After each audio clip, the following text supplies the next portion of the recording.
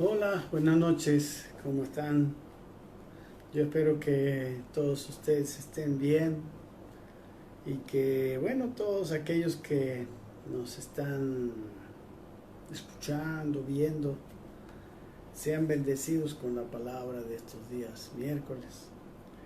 Eh, creo que, creo que Dios está hablando. En realidad es un estudio, en un sentido, no es un estudio exegético así, ¿no? Es un estudio de tipo devocional, ¿no? Y más que nada, pues pidiéndole al Señor relación acerca de lo que dice, más que haciendo un estudio exhaustivo, ¿no? Yo creo que la Biblia es un libro, sí es un libro inteligente, es un libro que se necesita conocer con el entendimiento, pero es un libro espiritual. Y ese libro lo inspiró el Señor, el Espíritu Santo. Entonces, vamos a mirar esta última parte de Lucas, el capítulo 18, eh, con esa perspectiva. Amén. Entonces, les invito a ustedes a acompañarme en la lectura del capítulo 18, desde el versículo 31 hasta el final de Lucas, ¿no? Primero habla del pasaje donde él anuncia su muerte y después cómo un ciego de Jericó recibe la vista. Y bueno, espero que todos seamos bendecidos en esta noche. Creo que Dios tiene palabra para cada uno de nosotros. Gracias por estar ahí, gracias por seguirnos y estarnos mirando. Deseo siempre que Dios las bendiga, ¿no? Entonces, empecemos leyendo la palabra. Simplemente un breve break antes. Todo este estudio de Lucas lo hemos venido haciendo, ¿no?, desde hace mucho tiempo. Me imagino, no sé si recuerdo bien, desde el capítulo 6, 7 de Lucas, y ya estamos en el capítulo 18, ¿no? Entonces he procurado que todos estos estudios, así que van versículo a versículo, estén en el canal de YouTube. Cada vez que yo hago una enseñanza en el Facebook, luego le acorto un poquito y lo hago un poquito más conciso y lo subo a YouTube y luego también lo publico ahí mismo en el Facebook. Así que si ustedes entran al canal del Facebook, ustedes pudieran buscar todos los otros eh, capítulos, ¿no? Si es que puede ser de bendición para ustedes o para hacer un estudio con la Biblia, ¿no? Porque es un estudio así, versículo a versículo, que me imagino le puede edificar mucho. ¿Ok? Bueno, ahora con la ayuda del Espíritu Santo, bueno, nosotros somos los que le ayudamos más bien al Espíritu Santo, pero pidiéndole que Él controle nuestra enseñanza, quiero, eh, quiero empezar leyendo juntamente con ustedes desde el versículo 31, Lucas 18, 31. Dice así: tomando Jesús a los 12, les dijo: he aquí subimos a Jerusalén y se cumplirán todas las cosas escritas por los profetas acerca del Hijo del Hombre. Pues será entregado a los gentiles y será escarnecido y afrentado y escupido, y después que le hayan azotado le matarán, mas al tercer día resucitará. Pero ellos nada comprendieron de estas cosas, y esta palabra les era encubierta y no entendían lo que se les decía. Aconteció que acercándose Jesús a Jericó, un ciego estaba sentado junto al camino mendigando. Y al oír a la multitud que pasaba, preguntó qué era aquello. Y le dijeron que pasaba Jesús Nazareno. Entonces dio voces diciendo: Jesús, hijo de David, ten misericordia de mí. Y los que iban delante le reprendían para que callase, Pero él clamaba mucho más: Hijo de David, ten misericordia de mí. Jesús entonces, deteniéndose, mandó traerle a su presencia. Y cuando llegó le preguntó diciendo: ¿qué quieres que te haga? Y él dijo: Señor, que reciba la vista. Jesús le dijo: recíbela, tu fe te ha salvado. Y luego vio y le seguía glorificando a Dios. Y todo el pueblo, cuando vio aquello, dio alabanza a Dios. Amén, muy bien. ¿Recuerdan ustedes el anterior pasaje? Era la historia del joven rico. Inmediatamente después de la historia del joven rico, aquí está Jesús anunciando su muerte, y luego está el ciego de Jericó. Son estos últimos dos pasajes que espero que terminemos hoy. Son bastante llanos, ¿no? Bastante llanos, pero digamos a veces como que pareciera que están desconectados. Entonces estuvimos orando, preguntándole al Espíritu Santo: ¿por qué está este pasaje ahí? ¿Por qué Lucas lo puso ahí? ¿Por qué el Espíritu Santo que inspiró a Lucas? Hermanos, porque es el Espíritu Santo el que está inspirando a los autores de la Biblia. Entonces tiene algún propósito, definitivamente tiene algún propósito. Vamos a mirar qué es lo que el Señor, qué es aquello a lo cual el Señor nos está guiando. Primeramente, consideremos el pasaje del anuncio de Jesús acerca de su muerte y de su padecimiento en la cruz. Dice el versículo 31, al terminar de hablar, ¿no?, con ellos, lo del joven rico, dice que los tomó a los 12, el versículo 31, y les dijo, dice: he aquí subimos a Jerusalén, y se cumplirán todas aquellas cosas escritas por los profetas acerca del Hijo del Hombre. Entonces, entendiendo esto, viendo este versículo, estoy seguro que el Señor es el quien me llevó a mirar las profecías bueno, en realidad todo el Antiguo Testamento contiene gran cantidad de profecías acerca especialmente de Cristo y de este tiempo, ¿no?, de la obra que Él iba a hacer. Uno de ellos es Isaías. Y bueno, me fui al libro de Isaías. Quizá vamos a mirar juntos algunas cosas. Isaías fue un profeta que vivió alrededor entre 750 700 antes de Cristo. En el reinado, él fue un profeta que profetizó, ¿no?, en el reinado de varios reyes de Israel. Durante el tiempo de la vida de Isaías, en el año 722, Israel del norte, ¿no?, que Israel se había dividido en dos, en aquel tiempo ya estaban divididos en dos. El reino del norte fue conquistado por los asirios. Los asirios conquistaron el reino del norte y ellos en realidad tomaron Samaria, ¿no?, la tomaron totalmente, su capital, y casi toman también Jerusalén, ¿no? Muchas ciudades de Judá incluso fueron conquistadas por los asirios, pero nunca pudieron tomar Jerusalén, ¿no? Y este profeta precisamente estuvo ahí ayudando, ¿no?, orando para que Jerusalén no cayera. No cayó Jerusalén en este año 722,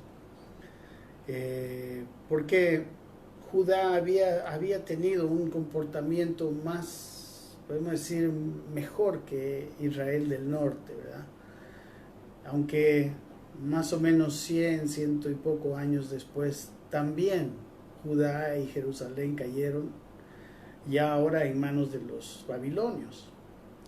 Pero Dios, a pesar de que permitió todas estos juicios en realidad sobre las ciudades que son de su propio pueblo, ¿verdad? De Israel, tanto del norte como del sur, por la perversidad de los hombres, ¿no? Por la perversidad de aquellos hombres que supuestamente debían tener una vida mucho mejor, eran el pueblo de Dios, pero había siempre una cantidad de hombres y mujeres, obviamente, pero fieles a Dios, ¿no? Entonces, en Isaías, desde el capítulo 52, todos conocemos que Isaías 53 tiene un relato tan exacto, ¿no? Parece que Isaías estuviera presente, ¿no? en la crucifixión de Cristo, y relata las cosas que sucedieron con bastante veracidad y exactitud. Pero él pues lo vio 700 y tantos años antes, ¿no? Entonces, bueno, la profecía de Isaías está desde el capítulo, podríamos leer desde el 51, ¿verdad? Donde Dios, sí, o sea, los profetas siempre fueron personas que le reclamaron al pueblo de Dios su infidelidad, ¿no? Normalmente venían tanto para ayudar a Israel en sus guerras, como en el caso de Isaías, por ejemplo, que ayudó a Ezequías a repeler a los asirios, un ejército que había arrasado con todo, pero no pudieron arrasar con Jerusalén, y de hecho ahí recibieron una gran derrota. Entonces, y la otra cosa, en realidad, ellos venían porque, digamos, los países vecinos venían a atacar a Israel, y eran casi, podemos decir, un instrumento de juicio por la impiedad y la maldad. Había mucha maldad. Es muy triste ver también que no solamente el hombre después de Adán, ¿no? Se hizo tan malo que Dios una vez destruyó la tierra, destruyó a los hombres con el diluvio, sino que aún en su propio pueblo, ¿verdad? Porque lo más triste es ver esta situación que sucedía en Israel. Vamos a leer algunos versículos, pero él habla como hablando de Jesucristo, como la solución, como el recurso de Dios para todos aquellos que querían vivir en justicia, para todos aquellos que querían obedecer y servir al Señor en este tiempo, ¿no? Entonces, los fieles dentro del pueblo, aunque ellos también participaron, ¿no? Ellos también fueron parte, pero ellos fueron guardados desde la destrucción de Israel del Norte, el año 722, hasta la destrucción de Jerusalén mismo, el año 586 con Nabucodonosor. Y los fieles fueron, pues sí, también esparcidos, fueron llevados, etc.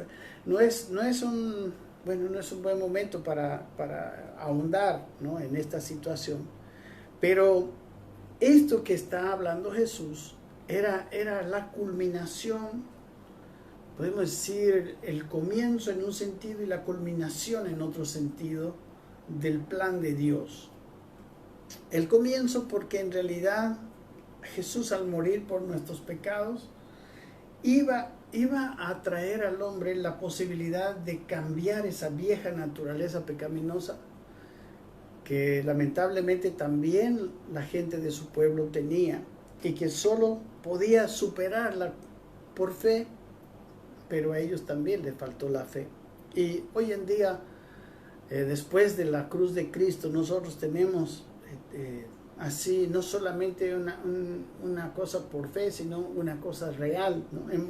Hemos sido llamados a nacer de nuevo, y una vez que nosotros hemos creído en Cristo, Dios ha puesto su simiente y nos ha hecho literalmente nacer de una nueva vida, que es la vida de Dios, la vida del Espíritu, que es la única y verdadera solución para el género humano, ¿no? Ni la ley, porque era el pueblo de la ley, ni la ley pudo librar a su propio pueblo de la situación en que ellos, a la situación de maldad en que ellos estaban. Usted puede leer el profeta Isaías desde el primer capítulo. El primer capítulo mismo es bastante descriptivo de lo mal que estaba el pueblo. Mire, le voy a leer un poquito. Y todo esto, porque dice en ese versículo, en el versículo primero, el versículo 31, que él estaba diciendo que todo lo que los profetas habían profetizado acerca de él se cumpliría. Miren lo que dice, visión de Isaías, estoy leyendo Isaías 1:1, hijo de Amós, la cual, la visión, vio acerca de Judá y Jerusalén en días de Usías, Jotam, Acaz y Ezequías, reyes de Judá. Dice, oíd cielos y escucha tu tierra, porque habla Jehová. Crié hijos y los engrandecí, y ellos se rebelaron contra mí. El buey conoce a su dueño, el asno el pesebre de su señor. Israel no entiende, mi pueblo no tiene conocimiento. Oh gente pecadora, pueblo cargado de maldad, generación de malignos, hijos depravados, dejaron a Jehová, provocaron a ira al Santo de Israel, etc. ¿Por qué querréis ser castigados aún? Miren, el favor de Dios, la protección de Dios, el poder de Dios a favor de su pueblo, viene cuando su pueblo vive una vida de justicia. Nosotros, cuando estamos en fe, tenemos una vida de justicia, somos justificados, y cuando realmente vivimos en fe, con una fe militante, podemos decir, como una fe real, nosotros, mis queridos hermanos, estamos seguros que Dios nos va a proteger, a pesar de las situaciones terribles por las que pueden suceder a nuestro alrededor. Pero no es nuestra fuerza la que hace eso. No es, no sé, nuestra cantidad, cuántos cristianos somos en el mundo o cuántos del pueblo de Dios. Eso no tiene absolutamente nada que ver. Es el nivel de vida, de justicia que hay en nosotros, lo que hace que el poder de Dios sea liberado a favor de su pueblo. Amén. Entonces, si quieres ver, por ejemplo, vamos a leer el pasaje central de los profetas, del profeta Isaías acerca del sufrimiento de Cristo en la cruz, está en el capítulo 53. Pero quiero leer algunos versículos previos, porque me parece que es muy importante. Y luego vamos a mirar todo esto que estamos viendo y lo vamos a ver en el contexto de Lucas. Por ejemplo, Isaías 50, ¿no? El versículo primero, si usted tiene su Biblia puede seguirme. Así dijo Jehová, dice Isaías en su capítulo 50, ¿qué es de la carta de repudio de vuestra madre con la cual yo la repudié? ¿O quiénes son mis acreedores a quien yo os he vendido? He aquí, por vuestras maldades sois vendidos, y por vuestras rebeliones fue repudiada vuestra madre. ¿Por qué cuando vine no hallé a nadie, y cuando llamé nadie respondió? ¿Acaso se ha acortado mi mano para no redimir? ¿No hay en mí poder para librar? Miren a Dios. He aquí que con mi reprensión hago secar el mar y convierto los ríos en desierto. Sus peces se pudren por falta de agua y mueren de sed. Visto de oscuridad los cielos y hago como silicio su cubierta. Hermanos, Dios está diciendo que Dios es poderoso para ir por encima de todos. ¿Será que no tengo poder, dice Dios, para librar? ¿Será que se ha cortado mi mano para no redimir? Amén. O sea, Dios está diciendo a su pueblo, ¿ustedes qué creen? ¿Que porque vienen los asirios o porque van a venir los babilonios? Ellos están viniendo porque me vencieron a mí. O yo los vendí a ustedes y yo mando el juicio a ustedes. porque le debo algo a alguien. No, por sus maldades, por sus rebeliones, por su infidelidad, porque ustedes debían representarme a mí, y en vez de representarme a mí, vivieron una vida de maldad, siendo llamados Israel, el pueblo de Dios. Hoy en día es la misma cosa que Dios dice con su pueblo. Hoy ya no se llama Israel, se llama la iglesia de Cristo. Pero Dios iba a redimir a su pueblo. Dios iba a solucionar el problema.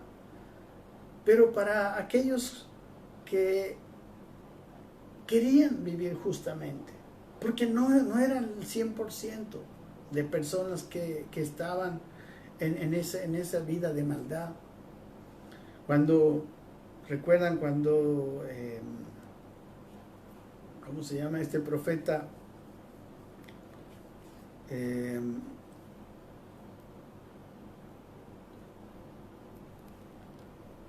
¿Cómo está el profeta que venció a los profetas de Baal en el monte Carmelo? Estoy con un poquito de problemas de memoria. Pero este profeta creía que él era el único que había quedado a favor de Dios. Pero Dios le dice, yo tengo 7,000 que no han doblado rodilla delante de Baal. Hoy en día hay una gran apostasía, ¿no?, de la iglesia que está metida en el materialismo, en la política, con otra visión. No es su visión la salvación de los hijos de Dios, la transformación de los hijos de Dios para dar testimonio a este mundo acerca de Dios, para hacer luz, para ser aquella sal de la tierra que Dios dice que nosotros somos, etc. En vez de estar ocupándose de eso, está ocupándose de su bienestar, está ocupándose de cosas secundarias que no son malas, pero que no son el centro y que no están llevando a cumplir el propósito de Dios. Y así era Israel, y así de a poquito Israel se fue desviando hasta que llegó a ser, como habíamos leído al comienzo, la profecía de Isaías, ¿no?, pueblo cargado de maldad, hasta ser un pueblo muy terrible. En realidad, cuando tanto, desde en el tiempo en que los asirios destruyeron Samaria en el año 722, igual en el año 586, cuando Nabucodonosor también destruyó Jerusalén y el templo, y aún en el año 70, cuando Jesucristo profetizó que sería destruido el último templo, que es construido por Herodes, que todavía era el centro religioso del judaísmo, la situación de la vida de los supuestos hijos de Dios era tremenda. Había muertes, asesinatos. Usted lea la historia. Hay un historiador romano llamado Flavio Josefo, que él relata todo lo que, bueno, pues la Biblia no relata estos acontecimientos, ¿no?, pero él relata vívidamente la situación interna, y hay otros autores también. Pero había tal maldad, había tal división, había asesinatos, había venganzas, había muchas cosas internas dentro de Jerusalén. Así era en este caso, pero como les digo, había un remanente fiel también, que no sucumbió ante esto y que tenía la mirada puesta en el Dios Todopoderoso y quería vivir la vida que Dios quería, porque ellos estaban conscientes de que eran el pueblo de Dios. Amén. Por eso miren, hemos leído algo del capítulo 50, en el capítulo 51 leamos un poquito, seguimos en Isaías.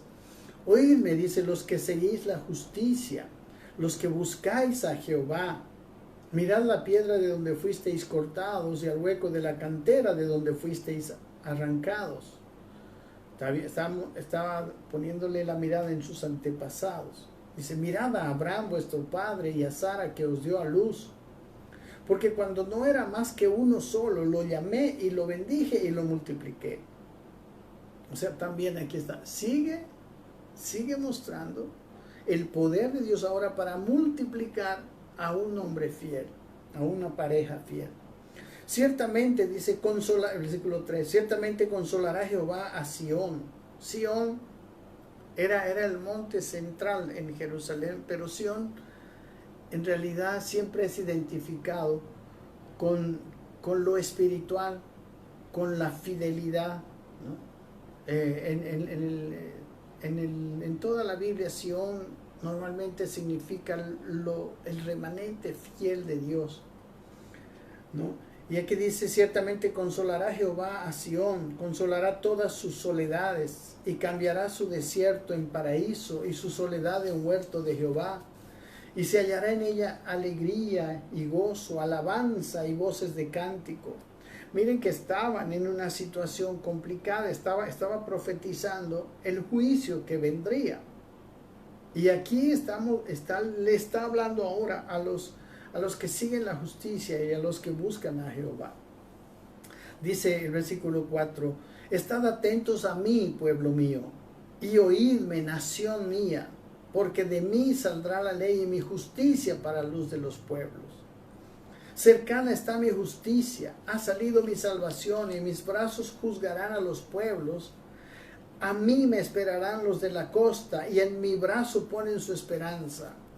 Alzad a los cielos vuestros ojos, y mirad abajo a la tierra, porque los cielos serán deshechos como humo, y la tierra se envejecerá como ropa de vestir, y de la misma manera perecerán sus moradores, pero mi salvación será para siempre, mi justicia no perecerá. Él está diciendo, puede pasar lo que sea, pueden destruirse los cielos y la tierra, pueden digamos, ser deshechos como humo, pero mi salvación será para siempre y mi justicia no perecerá.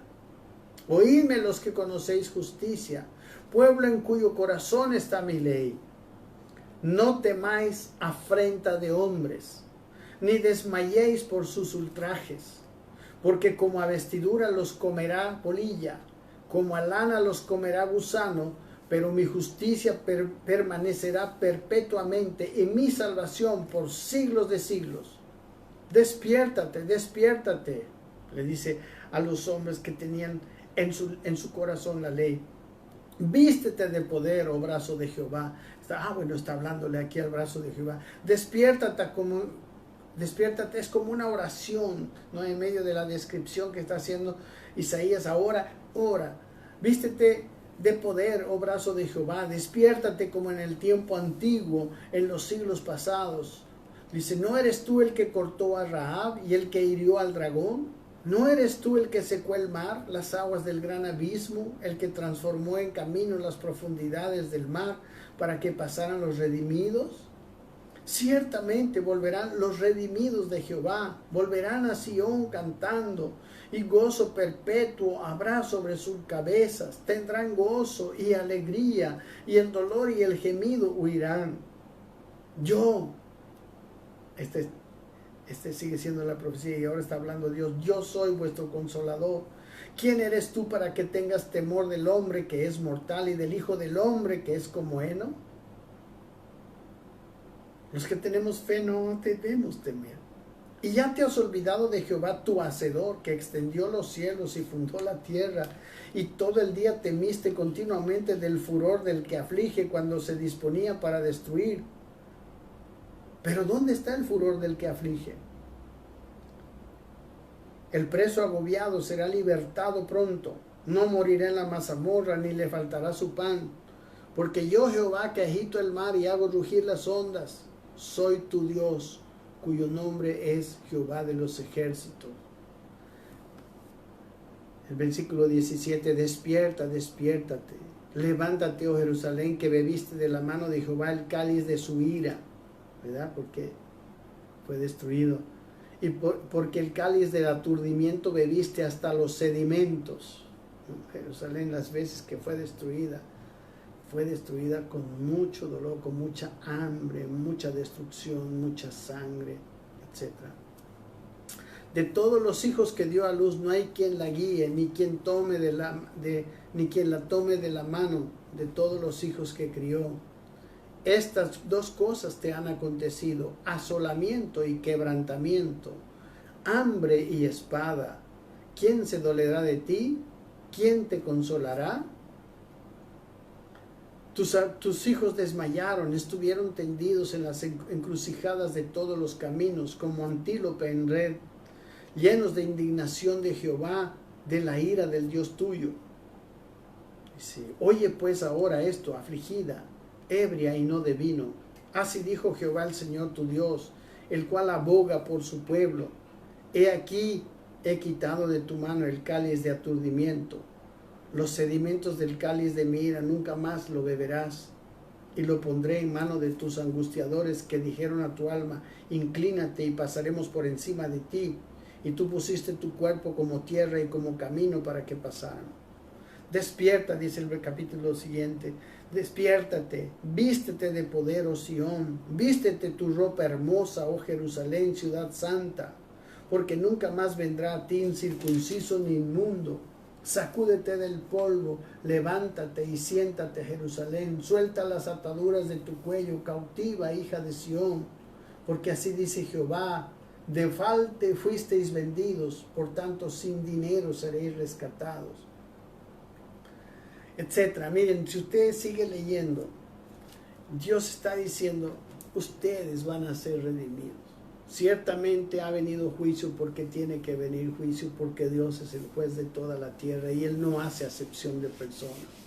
No por ser de su pueblo le van a ser redimidos y a los otros no. Pero Dios por eso mismo envió a Jesucristo. Y empieza a decir, está empezando a hablar del futuro, está empezando a hablar de nuestros tiempos y de lo que viene más adelante. Está hablando de la liberación de los hijos que Él tiene, que Dios va a hacer en el momento preciso y que también lo hizo en este tiempo. Ustedes saben, por ejemplo, que en la destrucción de Jerusalén, el año 70, por las profecías que Jesucristo mismo dio en el capítulo 24 de Mateo, etc., los cristianos, viendo las señales, huyeron a una ciudad al otro lado del Jordán. Y se dice que ningún cristiano padeció en la masacre que hubo en la destrucción de Jerusalén en el año 70. Dios es fiel para proteger a su pueblo, especialmente a sus fieles. Y miren, aquí en el versículo 13 del capítulo 52, empieza a mostrar lo que Jesús estaba diciendo, lo que Él iba a padecer. Miren, he aquí que mi siervo será prosperado, dice, será engrandecido y exaltado y será puesto muy en alto. Ese está hablando del final, después de haber resucitado. Dice: como se asombraron de ti muchos, de tal manera fue desfigurado de los hombres su parecer y su hermosura, más que la de los hijos de los hombres. Hablando de lo que le hicieron. Así asombrará Él a muchas naciones. Los reyes cerrarán ante Él la boca, porque verán lo que nunca les fue contado y entenderán lo que jamás habían oído. ¿Quién ha creído? Versículo capítulo 53:1. ¿Quién ha creído a nuestro anuncio? ¿Y sobre quién se ha manifestado el brazo de Jehová? Subirá cual renuevo delante de Él, y como raíz de tierra seca. No hay parecer en Él ni hermosura. Le veremos, mas sin atractivo para que le deseemos.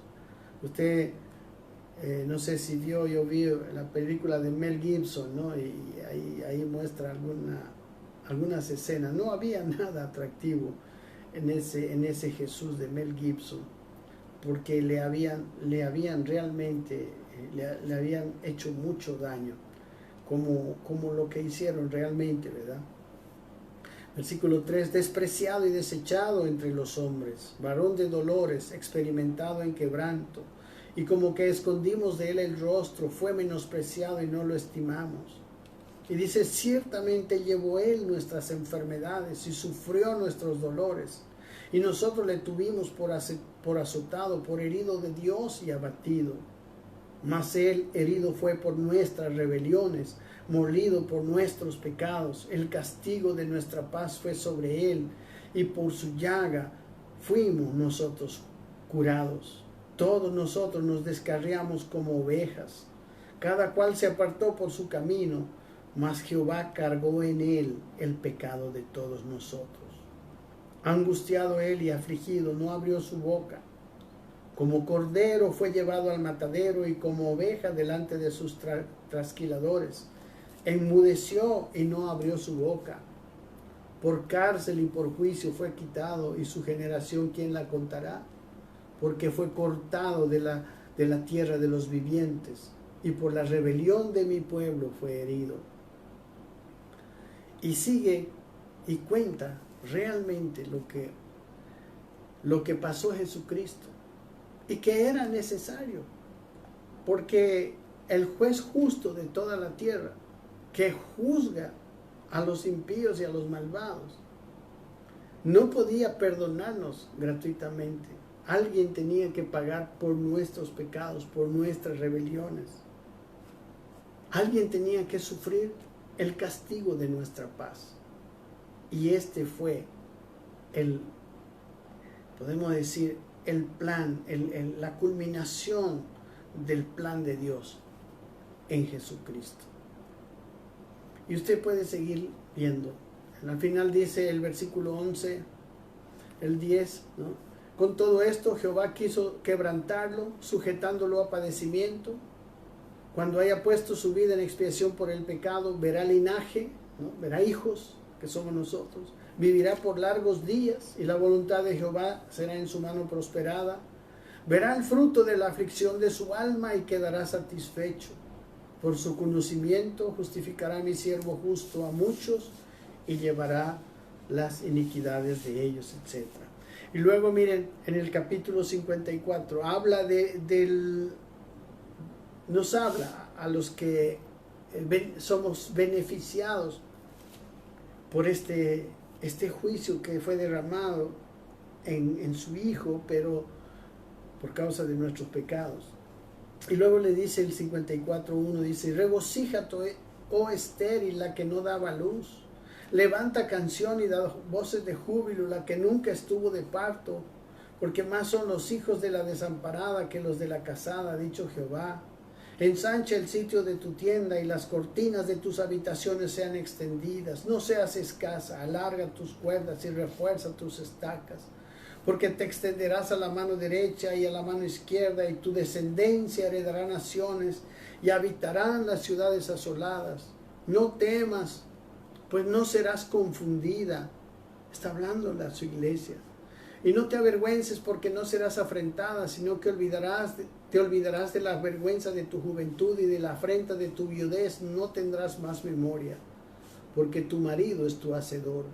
Jehová de los ejércitos es su nombre, y tu redentor quiere decir que nos compró con la sangre de Cristo. El Santo de Israel, Dios de toda la tierra será llamado.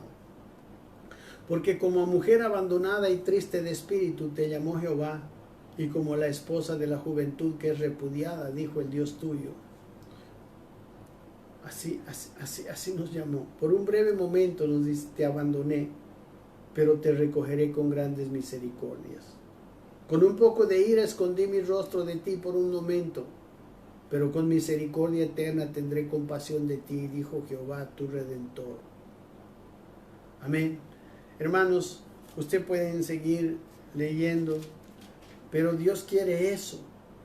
Y solamente quiero terminar leyendo el 55, porque aquí hay algo que es también importante. Dice: a todos, bueno, si quieren ver un poquito más el 54, todavía tenemos tiempito. Entonces él habla de redimir, ¿verdad? Estamos en versículo 11, dice: pobrecita, fatigada con tempestad y sin consuelo, he aquí que yo cimentaré tus piedras sobre carbunclo, y sobre zafiros te fundaré. Tus ventanas pondré de piedras preciosas, tus puertas de piedras de carbunclo, y toda muralla de piedras preciosas, y todos tus hijos serán enseñados por Jehová, y se multiplicará la paz de tus hijos. Con justicia serás adornada, estarás lejos de opresión porque no temerás, y de temor porque no se acercará a ti. Si alguno conspirare contra ti, lo hará sin mí, y el que contra ti conspirare, delante de ti caerá. He aquí yo hice al herrero que sopla las ascuas de fuego y que saca la herramienta para su obra, y yo he creado al destruidor para destruir. Ninguna arma forjada contra ti prosperará, y condenarás toda lengua que se levante contra ti en juicio. Esta es la herencia de los siervos de Jehová, y su salvación de mí vendrá, dijo Jehová. Miren las palabras de los profetas, del profeta Isaías, después de haber conquistado la salvación, aquello que ya nos toca en este tiempo, a los fieles. Y aquí les dice el siguiente versículo 55:1, a todos los sedientos, dice, venid a las aguas. Y a los que no tienen dinero, venid, comprad y comed. Venid, comprad sin dinero y sin precio, vino y leche. ¿Por qué gastáis el dinero en lo que no es pan y vuestro trabajo en lo que no sacia? Oídme atentamente y comed del bien, y se deleitará vuestra alma con grosura. Inclinad vuestro oído y venid a mí, oíd y vivirá vuestra alma, y haré con vosotros pacto eterno, las misericordias firmes a David. Amén. Y habla de aquello que nosotros tenemos como un regalo de Dios que había sido conquistado en el capítulo 53. Y volvamos a nuestra lectura, que me parece muy preciosa e interesante, ¿no? Estamos en Lucas 18:31, que dice que Él les dijo que estaban subiendo a Jerusalén y se cumplirían, dice el versículo 31, todas las cosas escritas por los profetas acerca del Hijo del Hombre, refiriéndose a sí mismo. Pues será entregado a los gentiles y será escarnecido y afrentado y escupido, y después que le hayan azotado le matarán, mas al tercer día resucitará. Pero ellos nada comprendieron, dice, de estas cosas, y esta palabra les era encubierta y no entendían los que se decían. Hay dos cosas que creo yo debemos preguntarnos. Uno, como les dije, ¿por qué está este pasaje después del joven rico y antes del ciego de Jericó? Lo vamos a contestar un poquito. Entonces, miren, una de las cosas que es interesante es que, miren, toda la bendición que Dios estaba mostrando a través de los profetas, todo el poder de Dios desplegado a favor de su pueblo, de ese Dios tan poderoso. Y eso iba a venir a través de un hombre que iba a ser crucificado. Parece tan loco, ¿no? Parece tan raro. Como de loco era la petición que le hizo al joven rico, ¿no? De vender todo lo que tenía y darlo a los pobres. Dejar de lado, hasta a nosotros nos parece, ¿qué pasaría si nosotros estuviéramos en su lugar? Dejar de lado todo aquello por lo cual nosotros estábamos trabajando, habíamos trabajado en la vida. Ese joven rico estaba así, pero Dios estaba mostrando que aquello que el joven rico se estaba perdiendo era mucho más grande que aquello que estaba él reteniendo. Tristemente sabemos que el joven rico, como cualquiera que nosotros vemos en este mundo con riquezas, parecía feliz, parecía que tenía todo, pero vemos en el versículo 18 que haría algo que no lo llenaba. Aquí dice, un hombre principal le preguntó diciendo, maestro bueno, ¿qué haré para heredar la vida eterna? Tenía todo, pero todavía estaba yendo a preguntar porque algo le faltaba. Esto que parece tan contradictorio, ¿no? Que él le iba a decir? O sea, hay cosas que parecen contradictorias como eso, ¿no? Tener que dejar todo para algo que no veo. Ver a Jesús, ¿no? Como aquí decían en el capítulo 23, ¿no? Decía la gente, ¿cómo puede ser que este sea el Hijo de Dios que ni siquiera se pudo librar?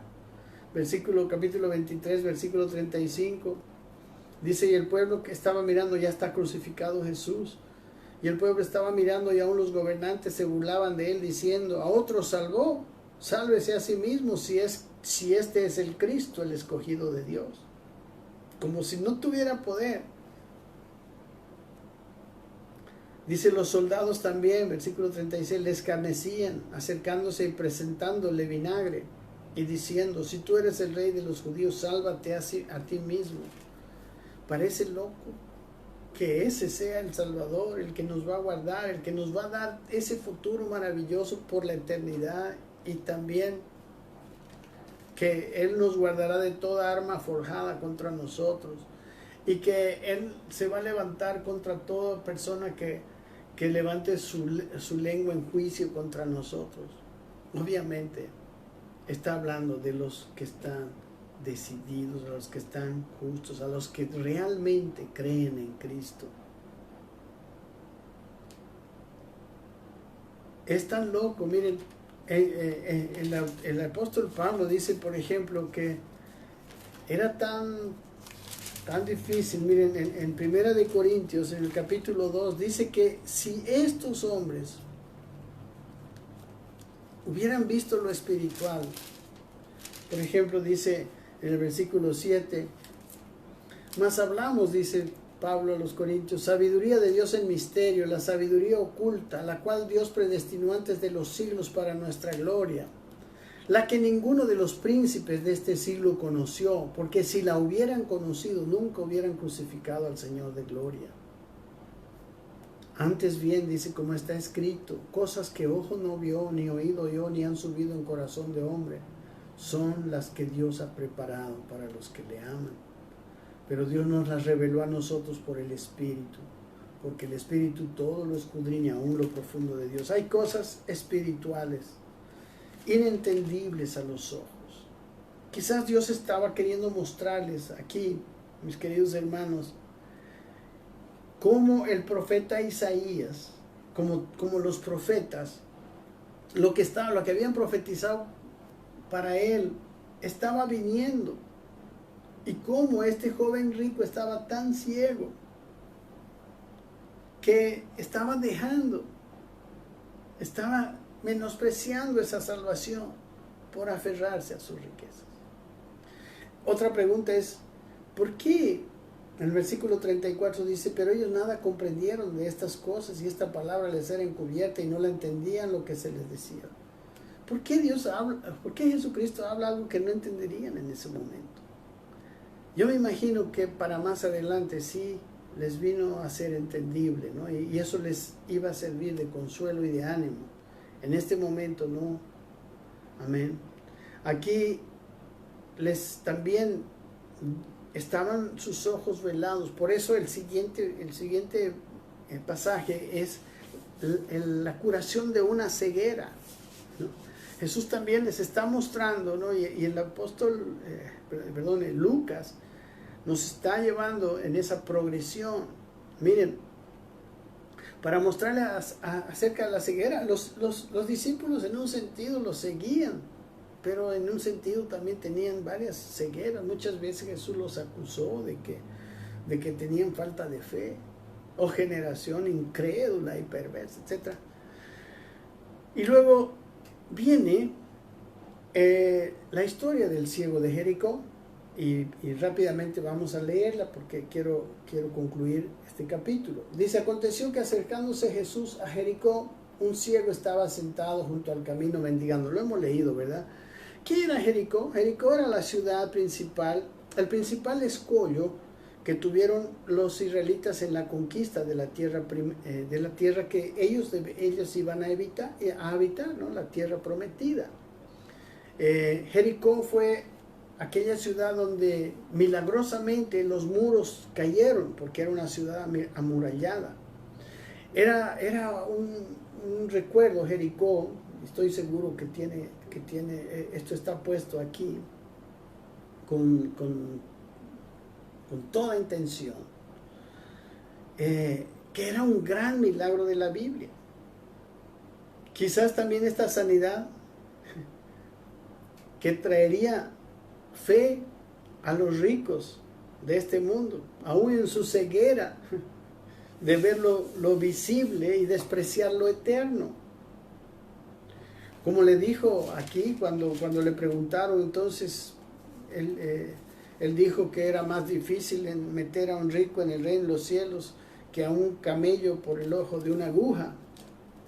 Y los discípulos, miren, aquí estamos en este mismo capítulo, y dice, el versículo 25 dice, ¿por qué es más fácil pasar un camello por el ojo de una aguja que entrar un rico en el reino de Dios?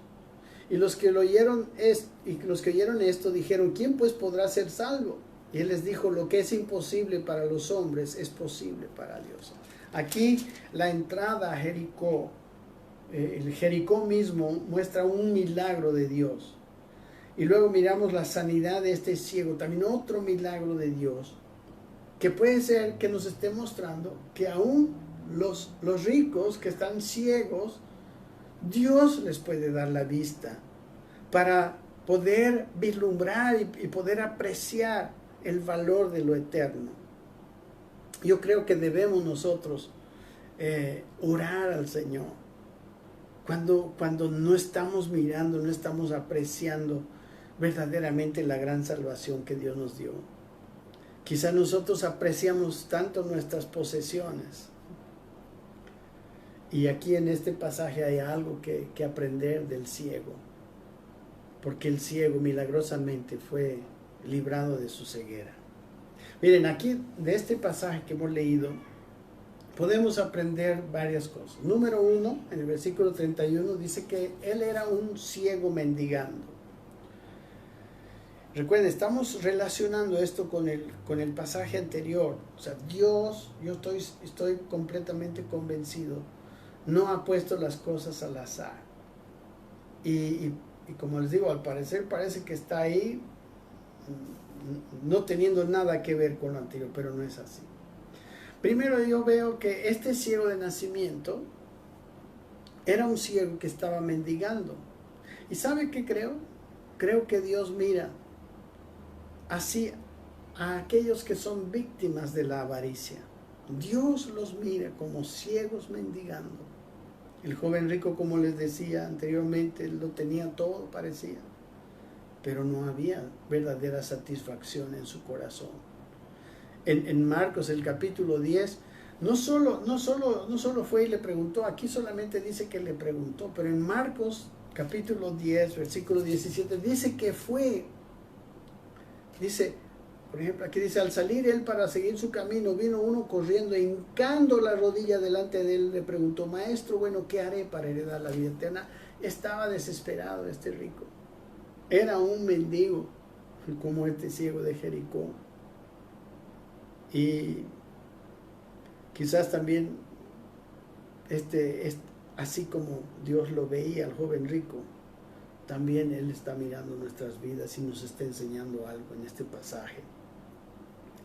Entonces, en segundo lugar, ¿qué nos puede enseñar? Versículos 36 y 37 dice, y al oír que a la multitud que pasaba, preguntó qué era aquello, le dijeron que pasaba Jesús Nazareno.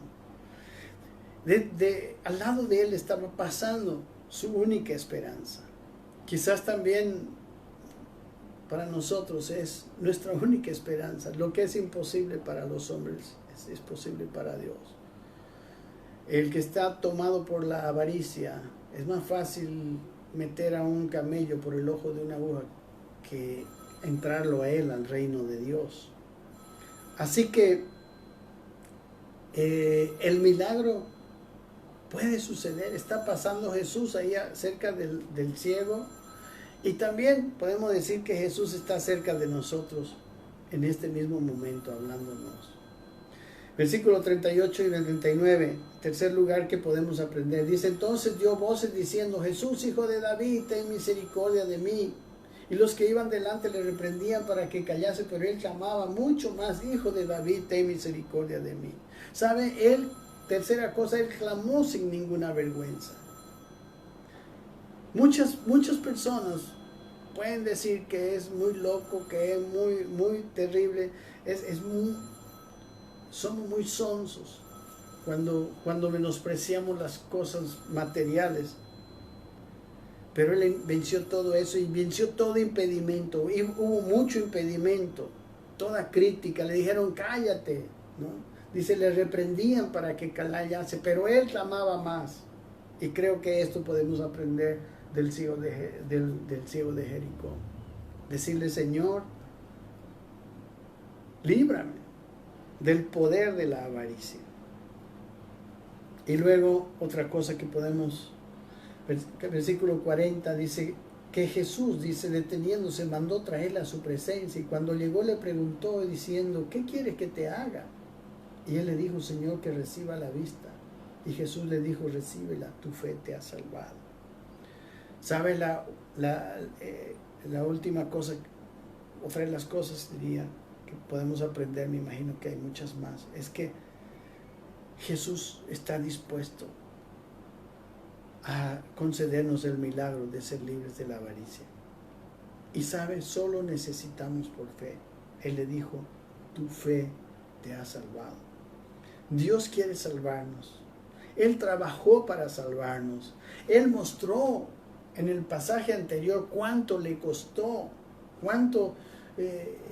cómo fue escarnecido, afrentado, escupido, azotado y al final matado. Él desea librarnos, Él desea salvarnos. Amén.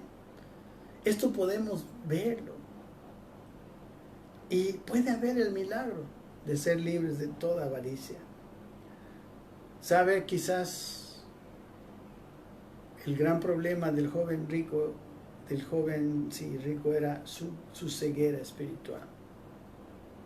Y lo que era imposible para el hombre es posible para Dios.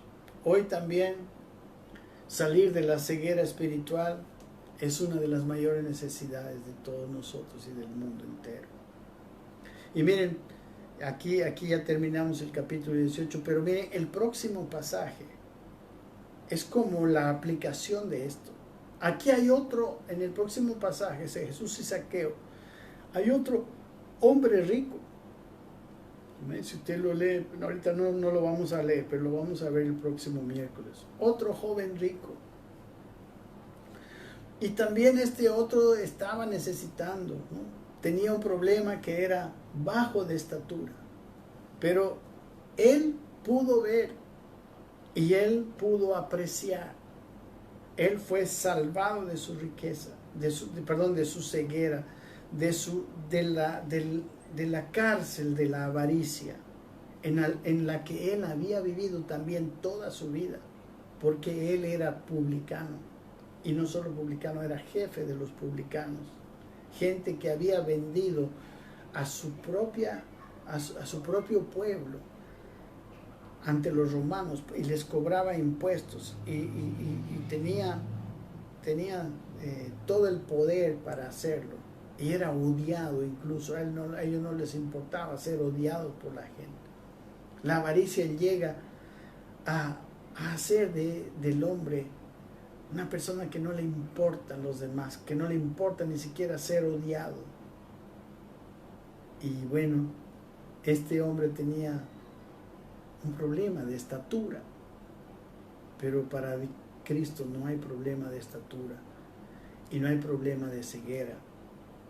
Dios puede darnos la vista y puede hacernos libres de todo aquello que nos puede estar impidiendo entrar al reino de Dios y disfrutar de esta maravillosa salvación que Él conquistó para nosotros.